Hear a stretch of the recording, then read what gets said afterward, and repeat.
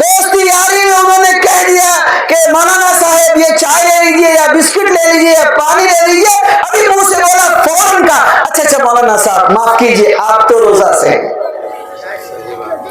آپ کی عبادتوں کے احترام برادران وطن بھی کرتے ہیں، ہم جس علاقے میں سیمانچل میں رہتے ہیں ہندو مسلمان مل کے رہتے ہیں، سب ایک دوسرے کے دکھ میں درد میں غم میں خوشی میں شریک ہوتے ہیں۔ دوستو چینل کو ضرور سبسکرائب کریں۔ دوستو بزرگوں اور بھائیوں، آپ سوچو تھوڑی دیر کے لیے آپ کا اسلام کیسا ہے؟ جو مسجد میں آپ کو اسلام نظر آتا ہے گھر میں وہ اسلام غائب ہو جاتا ہے، عید میں اسلام نظر آتا ہے، بقرعید میں اسلام نظر آتا ہے، محرم میں اسلام نظر آتا ہے، جمعہ میں اسلام نظر آتا ہے، 5 وقت میں اسلام کہاں چلا جاتا ہے؟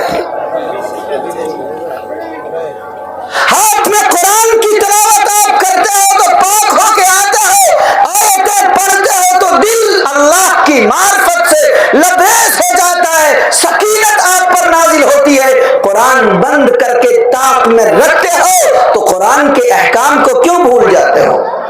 مولانا صاحب سے ملاقات ہوتی ہے، مصافحہ کرتے ہو، حضرت سلام علیکم، سلام بھی ٹھیک سے ہمارے لوگ نہیں کرتے، سلام کے الفاظ بھی اب فیشن کے ساتھ نکلتے ہیں، کوئی کہتا ہے السلام علیکم السلام علیکم، جو جتنا بڑا نیتا ہے اس کا سلام بھی عجب طریقے کا ہوتا ہے، اور اگر زیادہ طاقتور ہے زیادہ مغرور ہے تو وہ کوشش کرتا ہے کہ مولوی سلام کرتا ہم کو، اور مولوی سلام نہیں کرتا، وہ بولتا مولوی سلام مارتا ہے، سلام مارتا ہے، یہ چودھری جی ہے اس کو سلام مارتا ہے، کیوں؟ مولوی تو مجبور قوم ہے نا، بے بس قوم ہے نا، اس کو جو چاہے اس کا ستوا سان دے، جو چاہو ستوا سان دو، اس کو سلام کے طریقے اچھے نہیں۔ میں کئی طاقتور لوگوں کے پاس اپنے یہاں بیٹھا ہوں، وہ یہ فخر کے ساتھ کہتے ہیں کہ آپ ہی ہیں کہ سلام نہیں مارتے ہیں، ڈھیری مولوی میرے یہاں کے بیٹھتا رہتا ہے سلام مارتا رہتا ہے۔ ہم نے کہا کہ شرم آنی چاہیے، مولوی اور سلام مارتا ہے، افسوس آپ کی مانسکتا آپ کی ذہنیت کے اوپر،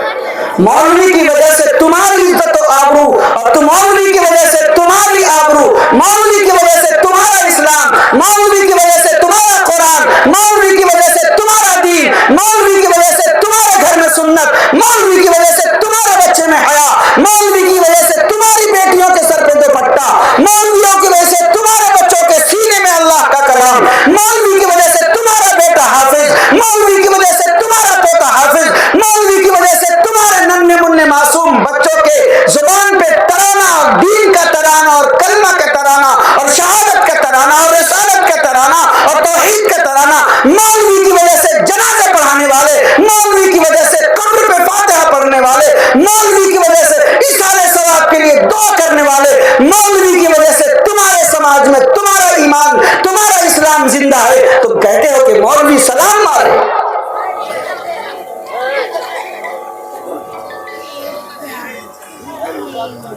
امیر المؤمنین سیدنا عمر فاروق رضی اللہ عنہ نے ایک جملہ ارشاد فرمایا تھا، میں اس جملے کو پڑھ کے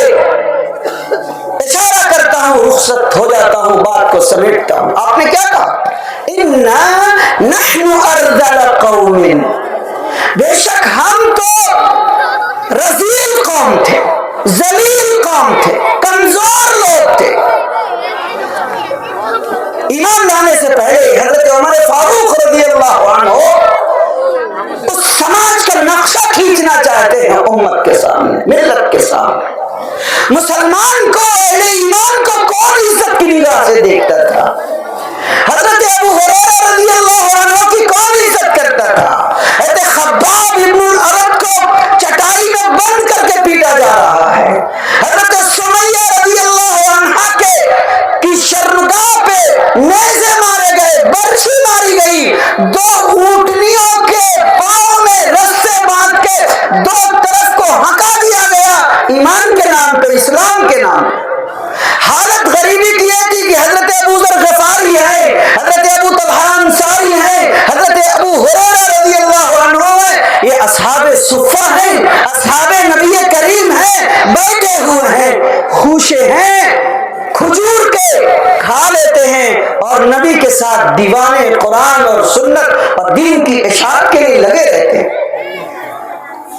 اپنے گھر بار سے کوئی دلچسپی نہیں ہے, کھیت و کھلیان سے کوئی دلچسپی نہیں ہے, کاروبار سے کوئی دلچسپی نہیں ہے. دل تو تب بھرتا ہے جب نبی کی خدمت میں حاضر ہو کے نبی کی دو بات سن لیتے ہیں. یہ بے چین رہتے ہیں کب نبی کی معیت, نبی کی صحبت حاصل ہو. گھر جاتے ہیں بال بچے کے پاس, تھوڑی دیر میں بے چین اور بے قرار ہو کے دوڑے چلے آتے ہیں پھر نبی کی خدمت میں. آقا مدنی سے کہتے ہیں کہ ہمیں اچھا نہیں لگتا ہے کہ ہم ایمان سے پھر گئے. گھر جاتے ہیں تو آپ سے تھوڑی دیر کے لیے دوری ہو جاتی ہے, پھر بے چینی ہوتی تو چلے آتے ہیں. اللہ کے رسول نے فرمایا یہی تو ایمان ہے, تمہارا ایمان زندہ ہے, وہی تمہیں پکڑ کے لاتا ہے. حضرت عمر فاروق نے کہا کہ ہم ذلیل اور رذیل اور کمتر لوگ تھے, ہمیں کوئی عزت نہیں دیتا تھا. ہم بکری چلانے والے لوگ تھے, ہم کھیت و کھلیان میں رہنے والے لوگ تھے, اونٹ چلانے والے لوگ, اونٹوں پہ چڑھنے والے لوگ, بسی بکریوں کی رسیاں لے کے جانے والے لوگ, بکری دودھنے والے لوگ, کھیت و کھلیان میں رہنے والے لوگ تھے. جہالت کا دورہ تھا, بڑے بڑے دبنگوں کی اور چودھریوں کی اور طاقتوروں کی حکومتیں چلا کرتی تھی, ان کی رئیسی چلا کرتی تھی. جو بھی اسلام کا کلمہ پڑھتا, ایمان کا کلمہ پڑھتا, قرآن کا ترانہ گنگناتا, اسے مارا جاتا, اسے پیٹا جاتا, گلے میں رسیاں لگا کر کے گرم ریتوں پہ لٹایا جاتا, چٹائیوں میں بند کر کے مارا اور پیٹا جاتا, اور دھوئیں دی جاتے, دھوڑی دی جاتی, آگ میں لٹایا جاتا, گرم ریت پتھروں کے اوپر اتنا لٹایا جاتا کہ جسم کی چربی سے پتھر کی گرمی ختم ہو جاتی تھی, لیکن لوگ عزت دینے کو تیار نہیں تھے. حضرت عمر فاروق کہتے ہیں اِنَّا نَحْنُ أَرْذَلَ قَوْمٍ قَدْ أَعَزَّنَا اللَّهُ بِالْإِسْلَامِ. نبی آئے, نبی کا دین آیا, نبی کا کلمہ آیا, نبی کی رسالت آئی, ہم کو تبلیغ اور دعوت اور تحریک کا مشن اللہ نے اپنی توفیق سے بنایا, حصہ بنایا. ہم نے ایمان قبول کیا, اسلام قبول کیا, نبی کی بات پہ لبیک کہا, آمنا صدقنا کہا, لا الہ الا اللہ محمد رسول اللہ کا کلمہ پڑھا, اشہد ان لا الہ الا اللہ واشہد ان محمدا عبدہ ورسولہ کا ہم نے کلمہ پڑھا, توحید و رسالت کا ترانہ گنگنایا, نبی کے حلقے میں آئے, نبی کے دامن میں آئے, نبی کی سنت پہ آئے, نبی کی شریعت پہ آئے, نبی کے دین پہ آئے, اور نبی کے اسلام کا توق گلے میں ڈالا. عزنا اللہ بالاسلام, اس اسلام کی برکت سے اللہ نے ہمیں مکہ اور مدینہ اور دنیا کے تمام ملکوں, شہروں اور خطوں کے اندر اللہ نے عزت عطا فرمائی. مسلمانوں, عزت چاہتے ہو قرآن پہ آؤ, عزت چاہتے ہو دین پہ آؤ,